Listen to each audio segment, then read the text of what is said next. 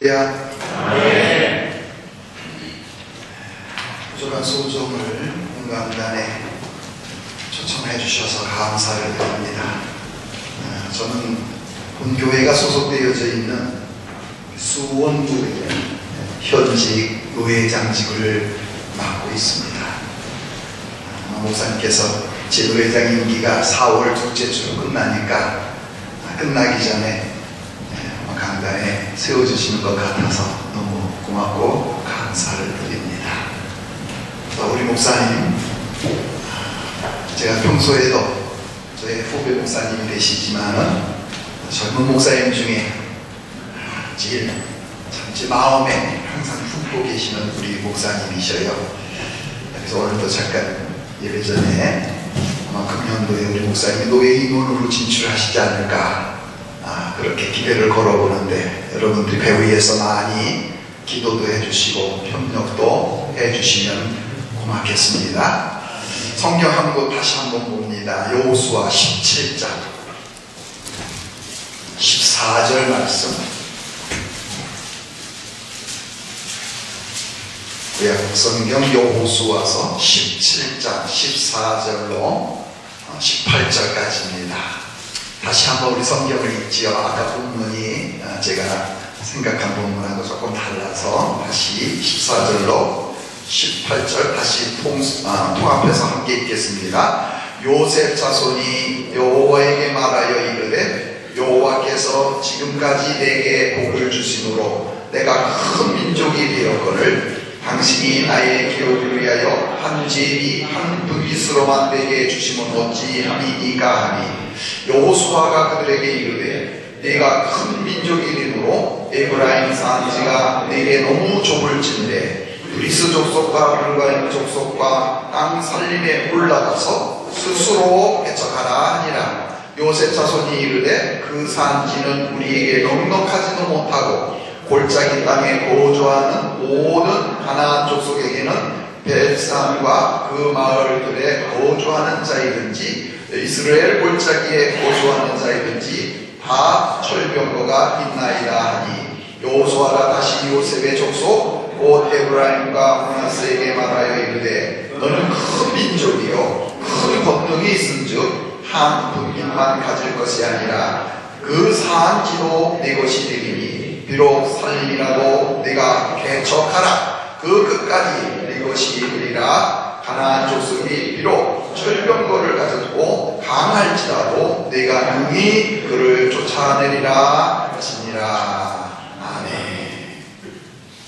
이것이 오늘 본문 말씀인데요, 이 말씀 가운데에 보게 되면 15절 하반절에 스스로 개척하라 라고 하는 말씀이 있어서 이것을 제목으로 삼고 학생 내지나 우리 젊은이들 또는 우리 학생들을 양육하는 부모님들에게 우리 자녀들을 향한 기대감과 그리고 자녀들로 하여금 비전을 품어볼 수 있도록 하기 위한 말씀으로 잠시 간증하면서 말씀을 좀 드리고자 하는 것입니다.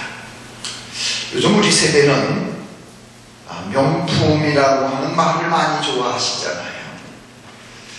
여러분, 특히 여성분들이 명품 가운데 이거 하나만큼은 꼭 갖고 싶은 명품이 있을 거예요. 뭐죠? 뭐죠?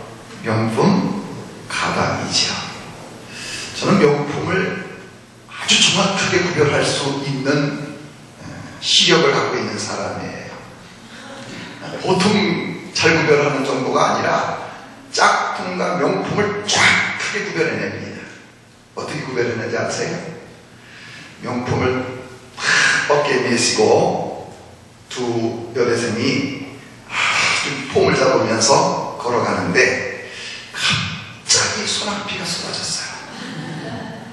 그랬더니 한 여학생은 가방으로 머리를 쓰면서 비 안 맞으려고 우산 역할로 막습니다.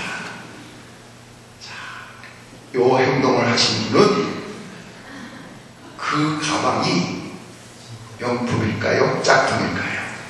짝퉁이에요. 그런데 비가 오니까 한 학생은 얼른 품 안에 집어넣어요. 명품일까요? 짝퉁일까요? 명품이에요. 진품이에요. 소위 우리 세대는 이 젊은이들이 명품 신비움을 이루고 살아가는 시대입니다. 그래서 이 젊은 세대들을 흔히 럭셔리한 시대다, 명품화 시대다, 그렇게 얘기를 하는데요. 과연 진품이 명품화라고 한다면 사람은 명품화되어질 수 없을까?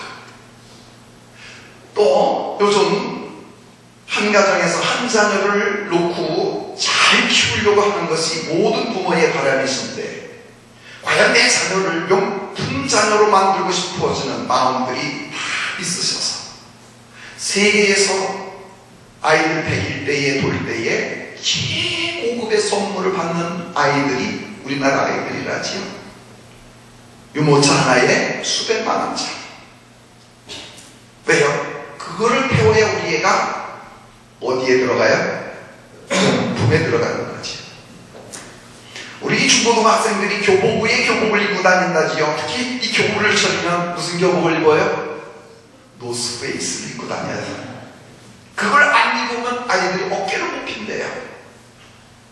이래갖고 이 시대를 럭셔리 제네레이션이라고 하는 시대라고 얘기들을 하는데요. 과연 우리 자녀들이 그런 상품화되어져 있는 명품을 걸치고 들고 그러면 우리 자녀가 과연 명품 속에 속하여 있는 자녀가 되어질 수 있을까요? 최고의 명품 인간은 하나님이 주신 자기의 달란트를 최고로 활용할 줄 알고, 그걸 활용하기 위해서 자기의 능력을 최대한 발휘를 해서 만들어가는 사람이라야 명품의 인간이 되어진다라고 생각을 합니다. 여러분, 세계의 별작품이라고 하는 것들은 모두가 다 저절로 걸작품이 되는 게 아니라 한 예술가가 깊이 생각하는 가운데에 자기의 가치성을 그 작품 속에 의미를 담도록 만들어갖고 내놓는 것이 명품이 되어지는 것이지요. 우리는 보통 공부 잘하는 것으로 출세 가도를 생각하실 수 있고요. 우리의 자녀들이 명문 학교를 나오는 것으로 자랑거리를 삼을 수 있는 타이틀 생각을 많이 하게 되는데, 사실상 그런 타이틀보다는 우리 아이들이 품고 있는 품성이나 달란트를 최대한 활용할 수 있도록 만들어주는 것이 값어치 있는 일이라고 저는 생각이 됩니다. 세계에서 몸값이 제일 비싼 사람이 누굴까요? 물론 권력 구조 말고요, 평범하게 살아가는 우리 사람들 가운데 놀랍게도 축구의 황제라고 불리우는 남미 사람 그 사람 있잖아요. 이걸 내가 잘 몰라. 그 사람 몸값이 엊그저께 뉴스에 나오는데 얼마인지 알아요? 얼마인지 알아요? 여러분, 800억이 아니라 8천억 원이라. 8천억 원. 이야. 근데 그 사람은 공부는 또 깡통이야. 그러니까 공부가 명품이 되는 게 아니더라는 것이죠. 가치 기준을 세상은 다 돈으로 계산하는 시대이기 때문에 사람들은 이 사람이 얼마짜리 직장에서 얼마를 받고 살아가는 사람이냐, 여기에 그 사람 값어치를 매겨요. 교통사고가 나서 사람이 죽게 되어지게 되면 보상을 받게 되어지지요. 그 보상 기준이 이 사람이 직장 다니면서 얼마나 돈을 받았던 사람이고 앞으로 이 정년퇴임까지 몇 년을 일할 사람이냐고 하는 것을 계산 맞추어서 그 사람 값을 매긴다고 그래요. 여러분, 그런데 공부가 그 값이 아니었고 이 축구 선수는 자기의 특기가 값이었지. 그렇다면 요즘 시대의 모든 사람들이 우리 자녀들에 대한 이 교육에서 목숨을 걸고 이들을 훌륭한 명품의 자녀로 만들고 싶어하는 우리들에게 좀 생각을 달리 해볼 수 있도록 만드는 의도가 되어지는지도 모릅니다. 그런데 대부분 우리 사람들은요, 이 부모들이 자녀를 어떻게 케어를 해갖고 훌륭한 자녀들을 만들 것인가? 그래서 자녀들에게 너는 아무것도 하지 말고 공부만 하라고 이렇게 강요를 하고 자녀를 보호들을 하고 계십니다. 그냥 뭐든지 조금만 애가 짜증을 부르면 알았어 내가 할게 그러면서 그 아이에게는 그냥 책상에 붙어있는 것으로만 만족시켜 주려고 그러지요. 근데 제 경험에 의하면 그것만이 아이들이 공부 잘할 수 있는 길도 아니고 그것만이 아이들을 잘 케어해 주는 것은 아니더라는 것이죠. 우리가 오늘 본문으로 함께 보신 이 말씀을 보게 되어지면 이스라엘 민족이 가나안을 정복한 이후에 각 지파별로 땅을 분배를 하셨습니다. 그런데 그 중에서도 이 요셉이라고 하는 지파의 이 후손들은 인구 밀도는 많은데 그만 제비 뽑기를 해갖고 뽑은 그 땅이 너무 작고 또 있다 할지라도 너무 이 산악지대 이런 거기 때문에 쓸모가 없는 땅이 걸려버린 거예요. 그래서 막 불평을 늘어놓습니다. 아니 우리는 사람 숫자가 얼마인데 이렇게 이런 데서 어떻게 사느냐 하고 여호수아한테 불만을 토로하지요. 그러면 여호수아 정도 되면은 눈으로 봐도 답이 나옵니다. 여기 진짜 인구 밀도가 너무 많은데 이 땅 갖고 부족하니까 더 넓은 땅을 이렇게 바꿔치기라도 해줘야 되겠구나. 얼마든지 가능한 일이죠. 그럼에도 여호수아는 이런 말씀을 합니다. 너의 앞에 지금 다 가난한 종족들이 점령하고 살아가고 있는 땅덩어리가 쭉 있지 않느냐. 너희가 분깃을 받은 그 땅이 너무 박토인지라 목축하기에 너무 힘든 땅이 된다고 그러면 스스로 개척해라. 그래 옥토로 바꾸고 저 가나안 원주민들이 장악하고 있는 그 땅을 공격해서 뺏으면 그거 다 너희 땅이 다 될 거야. 그러면서 공짜로 분배를 해줄 것이 아니라 스스로 싸워서 얻고 스스로 개척해서 옥토로 바꾸어서 살라고 가르치고 있는 것이 본문의 말씀입니다. 여러분의 자녀들을 과연 어떻게 하는 것이 비전이 있고 이들에게 살 길을 만들어주는 더 좋은 역할을 우리들이 하실 수 있을 것인가? 개척하게 만드는 거예요. 그 개척 정신이 비전 정신이에요. 여러분 이런 소리 들으셨죠? 우리는 베이비 부모 세대다. 베이비 부모가 뭐죠? 세계 2차 대전이 막 끝나갈 무렵 이 전쟁터의 젊은이들이 다 끌려가서 다 죽습니다. 다 죽어갈 때 전쟁이 이제 끝나서 살아 돌아온 남자들이 너무 숫자가 작은 거예요. 우리나라도 인구 감소가 되어지니까 자꾸 지금은 자식들을 많이 놓기 운동을 벌여서 많은 그 자녀들을 양육하는 혜택을 정부에서 주면서라도 인구를 늘리려고 하잖아요. 전쟁터에 나가서 모든 젊은이들이 다 죽어서 남자 숫자가 너무 작았을 때 전쟁이 끝나고 나서 모든 나라들은 자녀 많이 놓기 운동을 벌이는 거예요. 근데 그때의 모든 결혼을 못했던 이 노총각들이 결혼을 해서 또 가족을 갖고 있었던 사람이지만 전쟁터에 나가서 이렇게 941생으로 살아 돌아와서 자녀 많이 놓기 운동을 해갖고 자녀들이 많이 태어났습니다. 저도 바로 그 세대 중에 하나지. 그 시대는 전쟁은 끝났지만 정말 모든 환경은 파괴로 전쟁 파괴로 인해서 황폐화되었고요. 전쟁으로 인해서 모두 먹고 사는 것도 힘든 가난한 그런 세월이었어요. 그런데 그런 세월에 자식들은 계속 많이 먹기 운동을 벌여주니까 먹을 거는 점점 모자라고 누려야 할 혜택들은 점점 가난함 이것밖에 없었어요. 그러니까 그 시대에는 저는 8남매 중에 막내입니다. 우리 어머니가 8을 놓았는데 내가 이제 막내를 태어났어요. 그러니까 이 막내는 이 형들이, 누님들이 키우는 거지 엄마가 키우는 게 아니에요. 왜요? 시골에서 어머니, 아버지는 일하시게 하는 거예요.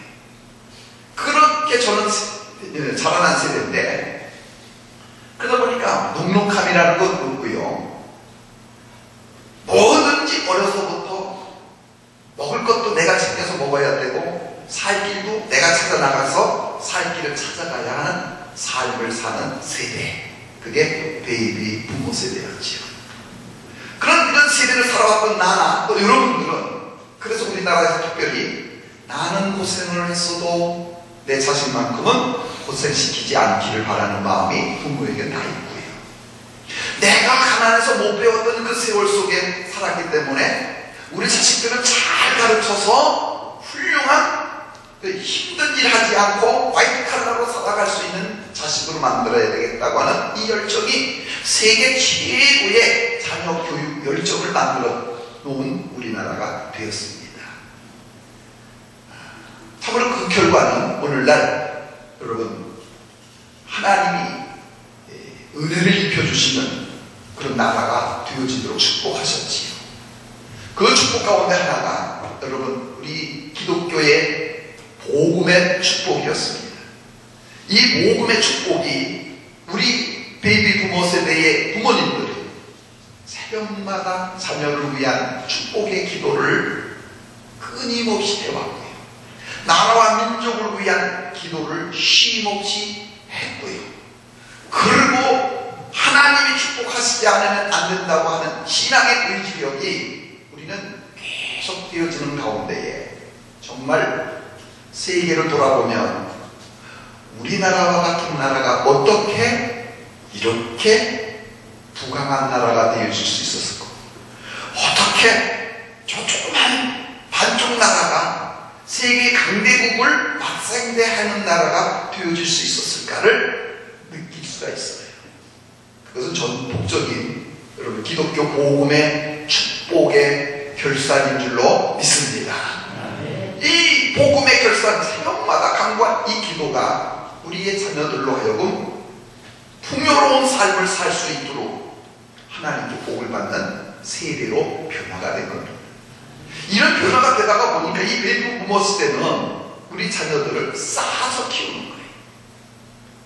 내가 고생했기에 너희는 고생하지 말아야 되고, 내가 못 배웠기에 너희는 배워야 되어지고, 그 배움을 위해서 명품화되어지는 내 가문을 세우기 위해서, 명품 가문을 만들기 위해서 고생은 내가 할 테니 너희들은 하여튼간에 공부만 해라. 이게 우리나라의 모습이었다는 것이죠.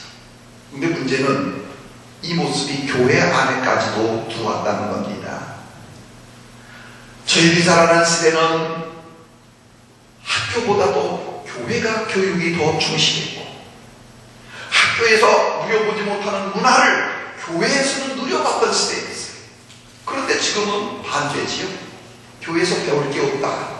예배만 드리기 위해서 무거운이 앉았다가 교회에서 교회 가는 그 시간 아깝다. 학교에 공부하자. 학원에 공부하자. 교회에서 예배를 드리는 그 시간 영화관에 가서 의미 있는 영화 한 편 보는 게 낫다. 저쪽 우리의 이 신앙교육조차도 이제는 교회 교육보다는 세상 교육, 교회 문화보다는 세상 문화 쪽에다가 관심을 기울이게 됨으로써 우리의 자녀들이 여러분 교회를 소홀히 여겨지는 이런 시대가 돼서 주일학교에 관심 없잖아요.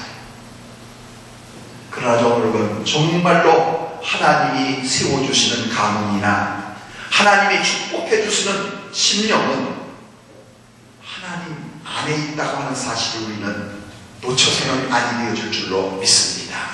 왜냐하면 역사가 그걸 증명해 주는 거거든요. 여러분 세계의 모든 역사의 주축은 강대국인 것 같아도 강대국이 아니라 이스라엘이라는 것을 아십니까? 여러분 컴퓨터 지금 쓰고 계시지요?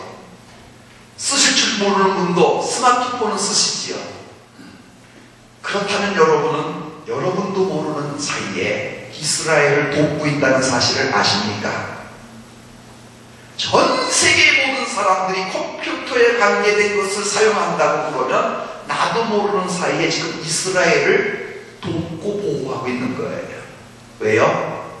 최초 특허권을 누가 갖고 있어요? 이스라엘이 갖고 있어요. 그러니까 로얄티가 나도 모르게 스마트폰 하나 사면 벌써 이스라엘로 돈이 가는 거예요. 컴퓨터 뭐 하나 바꿨다, 벌써 나도 모르게 이스라엘로 그 돈의 일부가 가는 거예요. 미국이라는 거대한 강국이지만 그 거대한 강국을 움직이고 있는 건 이스라엘이에요.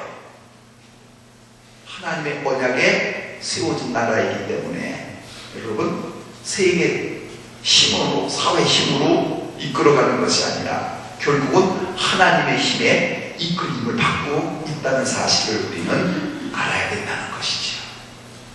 그렇다면 여러분, 우리의 모든 자녀 세대들이 하나님께서 축복하시는 스스로의 삶의 길을 세워가는 세대가 되어지게 하기 위해서는 어떻게 해야 되겠느냐 하는 것입니다. 오늘 본문 말씀대로 보게 되어지면 스스로 개척하는 힘을 키울 수 있어야 된다 하는 것입니다. 여러분, 사람마다 자기의 삶의 그 방향을 정하고 우리 집은 이렇게 살면 좋겠다고 하는 가훈을 세울 때가 있잖아요. 가훈. 저는 그 팔남의 막내로서 정말 힘든 삶을 살아서 오늘 목사의 직위까지 받들어 섬기고 있는데요. 한 가지도 남의 도움을 받아서 해본 게 없고 다 제 스스로 일처리를 해오는 과정에 여기까지 왔습니다. 그래서 저희 집 가훈을 첫째가 스스로 개척하라. 이게 저희 집 가훈이에요. 그랬더니 고생이 많을까요? 없을까요? 스스로 개척하라고 가훈을 만들어놨으니 고생을 할까요? 안 할까요? 고생을 무시하게 하는 거예요. 네? 왜? 남들이 안 하는 걸 내가 먼저 해야 되니까. 우리 목사님은 조금 아실 거예요. 남들이 꿈도 못 꿀 때 저는 시도를 해버리니까요. 그러니까 뭐 저희 가족들은 고생이 많습니다. 그런데요, 그 스스로 꿈을 키워갈 때 여러분, 거기에는 성취감이라고 하는 즐거움을 맛보게 되어지더라고요. 제가요, 세상을 일찍 봤어요. 교회를 개척했는데 너무 가난하더라고요. 살아온 삶도 가난한데 하나님을 믿고 하나님의 종이 됐는데도 너무 가난하니까요. 답답하더라고요. 하나님의 종이 되어도 이렇게 가난하게 살아갈 수밖에 없다고 그러면 어떻게 성도들에게 복을 빌어주겠습니까? 내가 성도에게 꾸임받지 아니하고 성도를 도우며 살 수 있는 길을 열어주세요. 그 길을 했어요. 그 교회를 개척했는데요, 하나님이 어떻게 그 길을 인도하시는가 하면, 저희 교회 이제 개척해서 교인이 한 5, 6명밖에 안 되는데,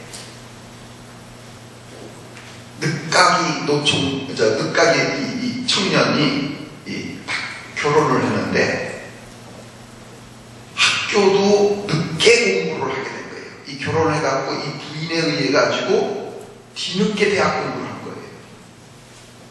근데 그 뒤늦게 공부를 하고 부인이 뒷바라지를 하니까 정말 남자가 창피하니까 죽기 살기를 공부하니까요, 학교에서 1등을 했어요. 그 학교도 지금 애신가에 있는 강남대학교예요. 그게 나이가 먹을 만큼 먹고 열심히 공부해서 학교에서 1등을 하니까 학교에서 우리 학교가 이제 막 새로 커가는 학교니까 이 학교 출신으로서 당신이 앞으로 공부를 학위를 받아갖고 교수가 되면 좋겠다, 이렇게 해가지고요, 이 나이 많은 학생을 교수가 되도록 일본으로 유학을 가라고 권유를 한 겁니다. 나이 개척해서 교인 5명밖에 안 되는데 이 두 부부가 빠져나가면 그 3명으로 주는 거예요. 네? 근데 그때 제가 그랬어요. 야, 당신도 이제 한참 젊고 나도 젊은데 기회를 놓치지 말고 도전을 해야 된다. 나도 그래도 목사님. 그날 강두사 때인데 강두사님, 학비는 어떻게 준비하고, 이거 내가 결혼을 했는데 내 처자식을 어떻게 먹여 살리고 내가 이 공부를 해요. 야, 세상 뭐 여기서 야 밑바닥 끼고 사나, 다른 나라에 가서 밑바닥 끼고 사나, 뭐 세상 사는 거 다 똑같이 못할 게 뭐냐, 가보자. 그리고 강제로요 일본으로 끌고 갔어요. 그리고 일본 고베 대학원을 입학을 시켰어요. 근데 이 유학생은 원래 어떤 그 잡을 갖지 못하게 만들어졌잖아요, 법으로. 근데 뭐 어떻게 해요? 그냥 불법으로라도 알바라도 해야죠. 가만히 생각해 보니까 겉자리에 집을 얻어갖고 사는데, 지금으로 얘기를 하면 그 일본에서 살고 있는 그 북한과 연루되어 있는 사람들을 뭐라 그래요? 조총련들이라 그러잖아요. 거의 이제 어느 나라든지 자기 민족끼리 모여서 사는 타운이 있습니다. 제일 크게 형성이 되어져 있는 게 흔히 차이나타운이라 그러죠. 중국 사람들 다른 나라에 살면서도 자기 나라처럼 사는 그런 도시 만들어 가잖아요. 일본에도 이 조선족 조총련계의 사람들이 모여 사는 오사카 쪽에 마을이 있는 거예요. 그래서 거기서 아이템이 생각났어요. 한국 사람들이니까, 같은 동족이니까 이 사람들 먹고 사는 거 장사를 하면 손해는 안 보겠다. 근데 한국 사람이면 반드시 먹는 반찬이 있죠? 뭐죠? 김치. 그래, 우리 김치 만들어서 팔자 그럴 거예요. 아니, 한국 여자치고 김치 못 만들 사람 없잖아요. 그래서 시험 삼아서 김장김치를 한 20포기를 만들어 갖고 나라에다 이고요. 조총련계의 사람들이 살아가는 골목길에, 시장 골목길에 이고 가서요. 갔더니요, 순식간에 팔리는 거예요, 이게 장사는 되겠다. 그래갖고요, 제가 한국에 들어와가지고요, 수출 계획을 세웁니다. 수출 계획. 그래갖고 여러분, 무역해보신 분은 아는데, ELO다라고 하는 한국 물건을 외국에 갖다 가지고 나가는 그 허가를 받아서 한국에서 고춧가루를 봐요. 김장을 만들려면 고춧가루가 있어야 되잖아요. 노인제일교회 박한신 장로님이 운영하는 고추방앗간에다가 의뢰를 하고 3일 컨테이너로, 제일 작은 컨테이너로 하나 보내야 되니까 3일 밤낮을 고춧가루를 빡, 그래서 컨테이너를 해갖고 수출기에 허가증을 붙여갖고 일본으로 이제 보냅니다. 그러면 거기에 도착할 날쯤 딱 계산에 나와요. 그러면 저는 이 소금 있잖아요. 소금을, 국산 소금을 가지고 가는 거예요. 국산 소금. 국산 소금이 얼마나 무거워요. 근데 소금값이 비싸야 싸요? 소금값이 비싸야 싸요? 싸지요. 싼데 이게 너무 무거워. 그러니까 3,000원 주고 한 부대를 사면 운임비가 30,000원이 들어가는 거예요. 그래서 이걸 또 비행기에다 붙여요. 그러면 저는 또 그냥 가면 또 아쉽잖아요. 그러면 또 어떻게 해요? 가락시장에 가가지고 도시락김을 삽니다. 그 당시 제 기억으로는 도시락김 한 개에 도매로 사면 60원이에요. 60원. 그러면 이걸 라면 박스 4박스에다가 딱 담고, 그럼 가벼워요? 무거워요? 김이 가벼워요? 무거워요? 무거우니까 손가락 걸어도 불고 가잖아요. 그럼 이걸 핸디캡을 하는 거예요. 그럼 일본 들어갑니다. 들어가면 이 김이 60원짜리가 일본에서 100엔에 팔리는 거예요. 환율 차이에 의하면 10배가 넘는 장사가 나오는 거예요. 김 한 장에. 라면 박스 4박스 들고 가면 그게 비행기 값이 나오는 거예요. 어? 장사는 이런 장사예요. 자, 이런 장사. 그 다음에 거기서 일본에서 들어올 때는요, 여러분 아마 여러분들은 아실 거예요. 코끼리뼈 전기밥솥 유명했지요? 코끼리뼈 전기밥솥 한 손에 갖고 들어와요. 또 한 손에는 전자키보드. 그 당시 우리나라가 저걸 못 만들었어. 그런데 우리나라에는 노래방이 만들어지기 시작을 하면서 이게 없어서 못 팔아. 그럼 이 시골의 시은소교회의 배학률 장로님, 종로에서 영창 피아노 가게를 했는데 저보고 하는 거야. 목사님, 받은 거 걱정하지 마시고 갖고 올 수 있으면 갖고 오세요. 한 손은 코끼리 박서, 한 손은 전자키보드. 가슴속에 뭐 들었을까요? 가슴속에는 편지봉투 하나 들었어요. 그 편지봉투 뭔지 아세요? 개마고원산 산산. 산산별프니까 그 편지봉투에 들어있어. 이거 한번 딱 갔다가 오면, 여러분 놀라지 마세요. 갔다가 오면 그때 내 강도사 교육에서 교회에서 주는 건 3만 원 주는데요. 이렇게 한번 갖고 오면 100만 원, 150만 원이 돈이 남아. 장사하려면 이렇게 해. 내가 그래서 보따리 장사의 원조요. 그 다음에 일본에서 김치를 만들어서 이제 팔잖아요. 내가 김치, 일본의 기무치의 또 원조예요. 놀래죠? 이게 다 사실이요. 만들어낸 얘기가 아니라. 아니, 일본산 소금으로 김치를 담그면 써. 소금 맛이 없다는 걸 이해를 하겠더라고요. 근데 절이는 건 일본산 소금으로 쓰고, 이 맛있게 만드는 건 국산 소금 그렇게 3,000원 주고 사고 3만 원 이미 내가 큰 걸 조금씩 해갖고서 이제 김치를 파는데 너무 잘 팔려요. 그러니까 나중에는 부엌에서 하다가 안 되겠다 해가지고 공장을 차려버렸지. 공장을 차리고서 그때부터 우리 교인들 보고 일본 구경 갈 사람 그러면은 그냥 공짜로 다 데리고 가는 거예요. 구경 한 바퀴 다 시키고 오기 전날 뭐부터 해? 김치 담궈라. 그래갖고 여러분 일본의 김치를 만들어서 공장까지 해서 개척교육을 하면서 돈을 무지하게 벌었어요. 돈이 딱 벌어지니까 그 다음부터요 자신감이 생겨지더라고요. 야, 어디 가든지 다 사람 사는 세상이구나. 그러고요, 여러분 놀라지 마십시오. 1988년도가 우리나라 여행 자유화가 되어졌는데 87년도에 제가요 유럽 송지순례를 떠나가서 다녀온 거예요. 그랬더니 우리 노예에서의 어른들이 막 그냥 훈수를 주시더라고요.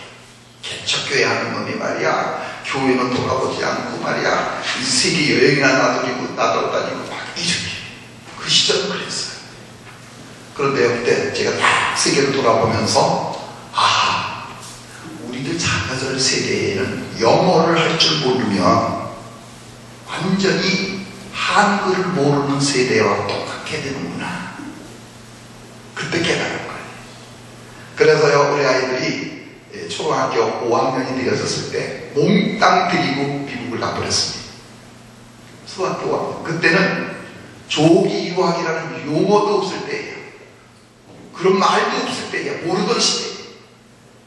그래서 미국에 데려가서 여행을 하면서 기왕 여행 왔으니 야, 미국 학교가 어떤 곳인가 학교 구경이라도 가야 되지 않냐. 그리고 유학 가려고 간 게 아니라 여행 갔기 때문에 학교 구경을 갔어요. 그랬더니 어떤 분이 오셨어요. 왜 왔냐? 학교 구경하러 왔다고. 그랬더니 얘 지금 학교 다녀야 할 아이가 학교를 구경하고 다니면 무슨 말이냐? 오래는 그러니까 뭐 얼봉봉 해갖고 또 오래니까 쫓아갔죠. 그랬더니 이게 교무실이 한국으로 말하는. 그랬더니 얘는 몇 살이고 얘는 몇 살이고 얘는 초등학교 5학년이고 큰아이는 중학교 2학년이다. 그랬더니요, 미국은 이 초등학교하고 중학교하고 학제가 연결이 되는 학교들이 대부분이에요. 그랬더니요, 여권을 내놓으래요. 여권 줬더니 복사를 하더니 너는 이쪽 교실로 가고 너는 이쪽 교실로 가고. 그랬더니 그게 학교 입학이야. 우리 애들은 여권 한 장 카피해가지고 학교 입학을 했어요. 자, 근데 문제는 한국은 방학인데 거기는 학교 다니는 거죠. 그러니까 방학 동안만 학교 보내고 나는 이제 데리고 온다. 그런데 야, 사람이 되는 게 그 비전, 꿈이라는 게 그렇잖아요. 아, 하나님이 나한테 기회를 주실 거구나. 그래갖고요, 아이들을 이 미국에서 공부할 수 있는 기회를 주신 거구나. 그러고서는요, 우리 집사람하고 아이들만 남겨놓고 저는 한국 교회에 와버렸어요. 그리고 결국은 거기서 공부를 했지요. 그랬더니 우리 아이가 편지를 썼어요. 아빠는 미국에 뭘 우리를 여기다 깨놓고 혼자 갔느냐. 그 편지에는 지금도 보관이 되어 있어요. 아빠 미국다. 뭐 미국이 좋다고 우리를 여기다 놔뒀느냐. 그러더니 딱 6개월이 지났어요. 아빠, 미국이 이렇게 좋은지 몰랐어요. 싹 변해버렸어요. 왜요? 6개월 사이에 초등학교 5학년짜리는 회화가 되는 거예요. 대화가 되는 거예요. 학교에 가면, 한국 가면 청소, 방법, 무엇이면 그런 거 다 시키는데 거기에는 모든 게 전부 다가 직업으로 갖고 있는 분들이 청소도 담당을 하고 무엇도 하고 다 해주니까 애들이 너무 좋은 거예요. 그런데 저는 이제는 돌아와야 되는 거예요. 안 된다, 이제 와야 된다 그랬더니 아빠, 이렇게 좋은 미국을 두고 내가 왜가 나는 안 가. 이게 발목 잡혀갖고 오늘까지 걔네들이 거기서 삽니다. 근데 문제는 뭐예요? 그 시절에는 중학교나 가야 알파벳 A, B, C를 배우던 시절입니다. A, B, C도 모르는 이 아이를 어떻게 그 학제를 따라가느냐. 용기를 주는 게 필요하더라고요. 여러분들 제가 하는 얘기를 한번 여러분 자녀 교육에 한번 반영을 해보시라고 제가 이렇게 간증을 해드리는 거예요. 용기 주는 게 필요하더라고요. 그래서 제가 이런 얘기를 했습니다. 너는 여기 나라에서 기억, 니은, 디귿도 할 줄 모르는 유치원생이다. 초등학교 5학년이지만 너는 유치원생이라고 생각하고 내가 걔네들 말 다 하고 다 수출하는데 나 받아쓰기도 할 줄 모른다 이렇게 생각하지 말고 나는 유치원생으로 이제 기억, 니은 배운다 생각을 해갖고 그냥 네 공부를 해라. 근데 여러분, 우리 아들이 아주 지혜로운 아들일까요? 공부를 잘하는 아들이었을까요? 그러지 마십시오. 한국의 성적표를 아이가 학교에서 갖고 오면 수우미양가로 평가를 할 때 가를 2개씩이나 받아오는 놈이에요. 수우미양가. 공부 잘한 거 못한 거예요. 네? 못하는 거예요. 근데요, 가를 2개를 받아왔어도 저는 우리 아이한테 야단을 쳐보질 않았어. 웃었어요. 근데 왜 웃은지 알아요? 하도 기가 막혀서. 그래서 이게 가를 2개씩이나 받아 기가 막혀서 웃는 거지. 그래놓고 뭐라 그랬더니 야야, 이 가는 말이야, 네가 못한다는 얘기가 아니고, 근데 지 스스로 벌써 줌 들고 있잖아요. 못한다는 얘기가 아니라 열심히 하면 가능하다고 가짜 써둔 거야. 그렇게 달래주곤 했어요. 이런 아이가 봤는데요, 초등학교 5학년짜리가 유치원 수준의 공부를 시작을 하니까 저 입장에서는 창피하겠죠. 그런데 부모의 격려에 의해서 너는 ABC도 모르는 이제 유치원생이니까 거기서부터 배워가라. 이 용기를 얻은 거예요. 이 용기를 얻으니까 하는데 산수는 잘해. 왜? 한국에서 다 배웠거든. 그런데 이 응용문으로 나오는 산수화라는 또 만점이야. 왜? 영어를 모르니까.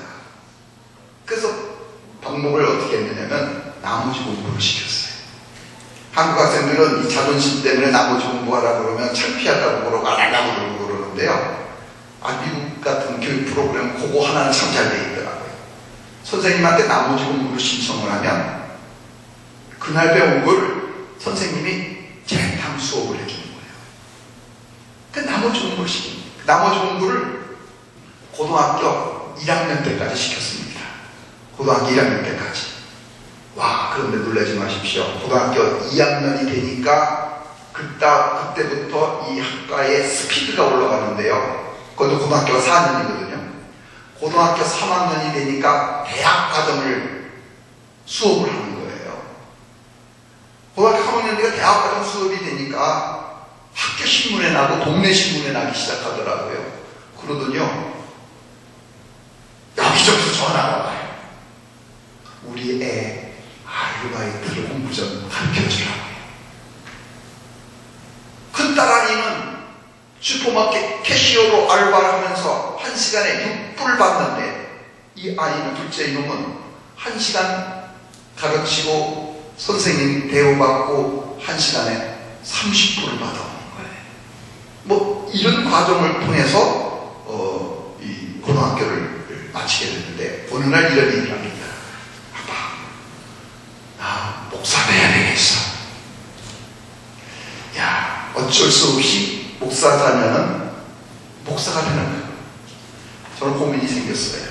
왜요? 제 자신을 보고 한국 교회의 모습을 보는 가운데에 이 목사의 신분만으로는 이제 리더십을 발휘할 수 있는 그런 시대가 갔다.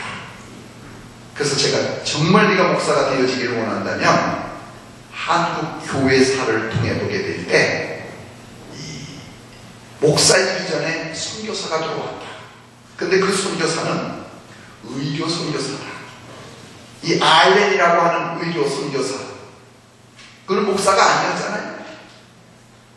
의료 기술을 갖고 예수 복음을 전할 때 고종 황제가 기독교를 받아들일 수 있는 기독교를 만들어준 거거든요. 그런 것들을 설명을 하면서 너희 시대가 하나님 나라를 세워가려고 할 때에는 이 목사라고 하는 신분 하나만 가지고서는 이 선교 활동을 할 수 있는 시대는 안 된다.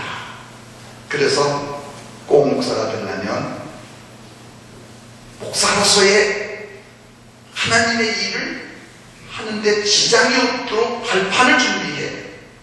그러하기 위해서는 제일 좋은 것이 선생님하고 의사인데 둘 중에 하나를 선택해야 될 거다.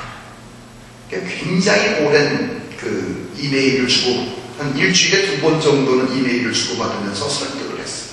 그랬더니 그렇다면 아빠 제가 의사가 되겠다. 그래서 공부를 했어요. 5월 금년도 5월 14일이 되면 의과대학원을 졸업을 하고 정식 레지던트로 발령을 받게 됐습니다. 할렐루야. 그런데 제게 어저께 그저께 비보가 들어왔어요. 아빠, 근심 기도 제목이 생겼어요. 근데 뭔데? 그랬더니 아빠 놀라지 마세요. 아빠 나 가슴서부터 배까지 갈라야 된대요. 와, 지가 의사인데 지 가슴서부터 배까지 지금 갈고 이걸 열어야 된다. 제가 놀라고 무슨 소리냐? 그랬더니 지금까지 자기도 몰랐는데 어느 날 너무 배가 아파가지고 떼굴떼굴 병원에서 지금 이제 인턴 과정 마지막 과정 거치니까 떼굴떼굴 굴르니까 바로 병원에서 응급실로 보내갖고 체크업을 하니까 아 어렸어. 이게 태아했을 때 있었던 이 일이 이제서 발견된 상황이다. 우리 몸에는 의경막이라는 게 의경막. 의경막이 뭔지 아세요? 우리 몸이 배가 있고요, 가슴이 있잖아요. 이 가슴 부분은 갈비뼈가 있어갖고요, 중요 장기들을 갈비뼈가 보호를 합니다.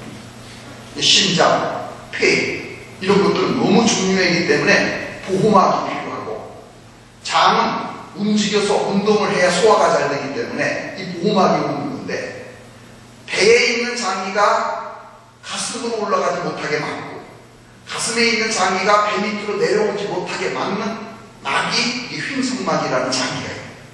근데 이게 구멍을 뚫려버릴 거예요.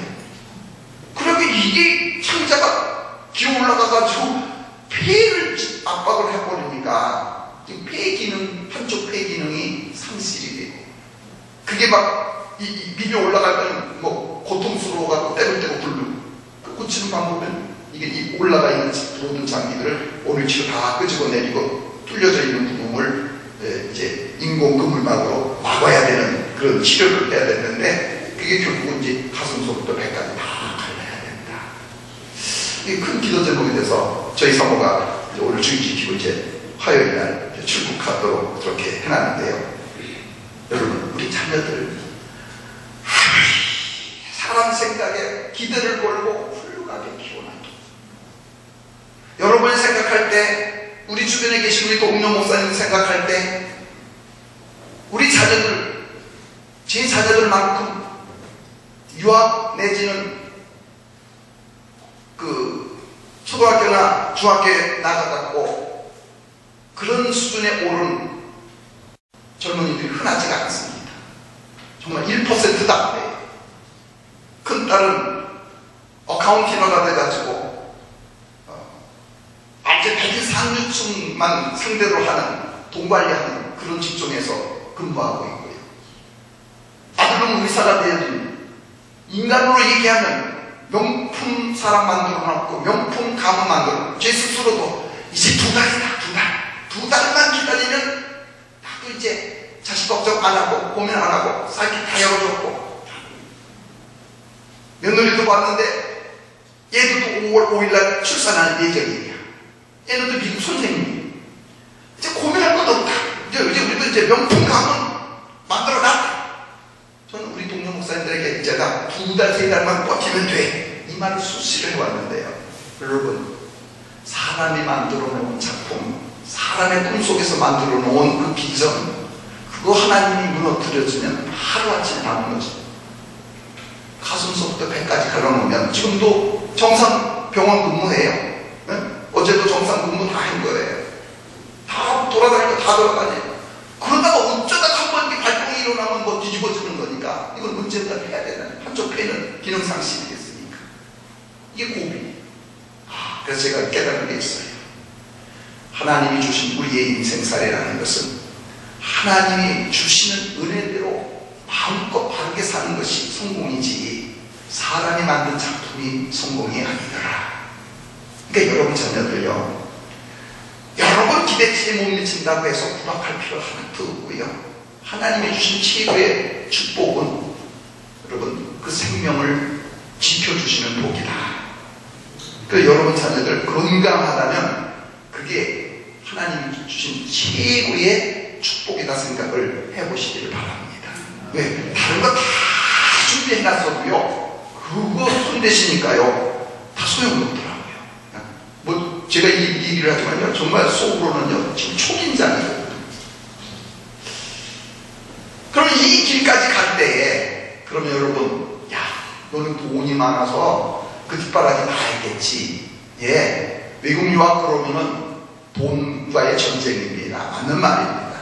그런데 저는 그렇게 돈이 있었던 사람도 아니고, 있었던 돈은 교회 개척을 해갔으니까 교회 건축하는데 몽땅 다 하고 지금은 빈털터리. 그걸 빈털터리를 어떻게 거기서 그렇게 공부를 했느냐? 여러분, 돈 가지고 공부하면 성공하지 못한다. 외국 나가서 자녀들에 대한 이 성공 리스트를 보게 되면 성공하는 방법이 몇 가지가 있어요. 첫째, 돈이 없어야 성공한다. 둘째, 반드시 교회를 배경으로 해야 성공한다. 이건 철칙이에요, 철칙. 왜요? 돈 있으면 너무 놀기 좋은 나라입니다. 돈 있으면 너무 세상 즐기기가 좋은 나라예요. 우리 아이들은 돈이 없으니까 가는 곳은 집과 도서관과 학교밖에 없어요. 그 나라는 자동차가 내 닭이에요. 그러니까 차가 없으니까 다닐 수가 없어. 그러니까 집과 도서관과 학교, 이거 외에 갈 곳이 없으니 공부할 수밖에 없는 거고요. 두 번째, 아무리 뛰어난 사람도 배경이 교회라야 됩니다. 특히 예술 또는 예능 공부를 하시는 분들은, 여러분 지금 우리나라에 이름이 띄어져 있는 성공 리스트에 올라간 모든 분들은 배경이 다 교회입니다. 똑같은 재능을 갖고 똑같은 실력을 가졌는데도 신앙생활을 해서 교회를 발판으로 삼고 있는 사람들은 성공하는데 세상을 발판으로 하는 사람은 성공하지 못합니다. 왜요? 모든 예술의 중심은 종교적이기 때문에. 중세시대의 모든 배경은 다 교회잖아요. 음악의 모든 고전은 다 교회 음악이잖아요. 예술의 모든 고전은 다 성화 그림이잖아요. 그렇기 때문에 교회를 배경으로 하지 아니하면 예술의 성공자가 있을 수 없다. 그리고 오늘 이 젊은 세대들을 위한 이 비전 예배를 드리고 찬양 예배를 드리시면서 무슨 말씀을 전해주어야 이 꿈도 품고 비전도 품고 뭐 해볼 수 있을까 생각하다가 목사님께 그랬어요. 내가 겪은 것 간증함으로써 세상은 이런 세상도 있고 이렇게 되어졌어도 진짜 성공은 하나님이 지켜주는 것만이 내 것이 되어질 수 있는 것이지 사람이 임의적으로 만든 것은 내게 되어질 수 없다라는 것을 알려드릴 필요성이 있겠네요 라고 말씀을 드렸습니다. 여러분, 젊은이들은 꿈을 품으라고 했잖아요. 세상 어디를 가도 사람 사는 곳입니다. 돈 없어서 못할 것 같아도 여러분 부딪히면 해내요. 우리 딸아이가 살고 있는 집에 미안한 얘기를 할게요. 우리 한국은 주거 문화가 너무 행복한 겁니다. 너무 고급이에요. 우리 딸아이가 사는 집이 한 달 집세로만 3,000불이 나갑니다. 3,000불이면 집세로 월세가 300만 원이라는 얘기죠. 월세 300만, 전세라는 게 없어요. 사는 주거비만 월 300만 원을 내고 살아요. 그러니까 혼자 돈 내고는 살 수가 없으니까 룸메이트를 둘을 두고 삽니다. 방 하나씩, 방이 3개니까 하나씩 세를 두고 삽니다. 다 한국 유학생들이에요. 한국 유학생들인데 돈 많은 유학생들이 아니에요. 다 자기가 자기 길을 걸어가는 학생들이에요. 새벽 5시부터 일어나서 베이글 가게 가서, 베이글 가게 하죠? 한국 이마트 가면 베이글방 있죠? 베이글 가게 가서 알바하고, 아침 9시가 되면 학교를 가고, 5시 되면 수업 끝나면 레스토랑에 가서 밤 10시까지 일을 하고, 이렇게 하는 학생이 우리 집에 둘이 있습니다. 그 부모들이 학비 도와주지 아니해도 본인이 공부하겠다고 하는 열망을 가지니까 여러분 그 고생스럽게 해도 공부를 해내더라는 거지.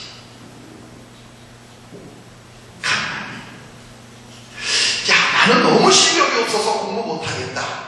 그러는 분은요, 토플 시험 안 치고 내가 대학교 입학 추천서 써주면 들어가는 학교가 있어요.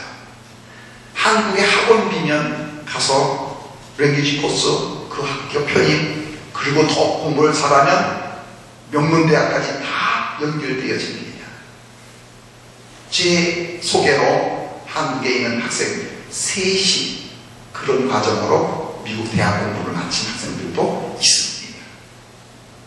길이 없는 게 너무 우리는 베이비 부모 세대 속에서 보호 밑에 부모가 다 해주는 서빙 밑에서 자녀들을 양육시키려고 하니까 길이 없는 것이지요. 해촉해 나가는 마음으로 스스로 뛰어들면 여러분 얼마든지 길이 있고 방법이 있다는 것이지.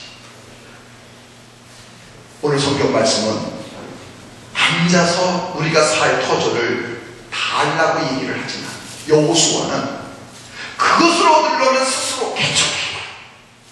살림 큰 산악지대를 할지라도 너희가 개간하면 토가 될 것이고 거기에 거주하고 있는 안악조선이 있어도 너희가 싸워서 물리치면 너희 것이 되리니 너희가 정복하라.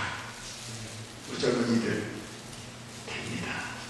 저 같은 사람도 했는데요.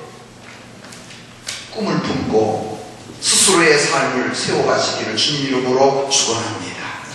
기도하겠습니다. 하나님 아버지, 주의 말씀은 주의 제단을 섬기는 담임 목사님을 통하여 양육을 받게 하시고, 오늘은 우리 젊은이들을 향해 연약한 종이 경험한 인생살이를 비전과 개척 정신으로 세워가기를 바라서 말씀을 간증했습니다. 도우시는 이가 하나님이심을 믿으며 오늘도 하나님의 백성으로서 서 있는 것이 성공의 길임을 항상 품고 은혜 생활을 이루어갈 수 있게 해 주옵소서. 가난하기에 하나님을 의지할 수밖에 없고 모든 역사가 하나님의 손에 있기에 하나님 중심으로 살아갈 때에만 성공이 있음을 깨닫게 하여 주옵시사. 우리의 모든 것을 바쳐 하나님만 경외할 수 있는 믿음으로 세워져 지켜가게 해 주옵소서. 예수님의 이름으로 기도 올리옵나이다.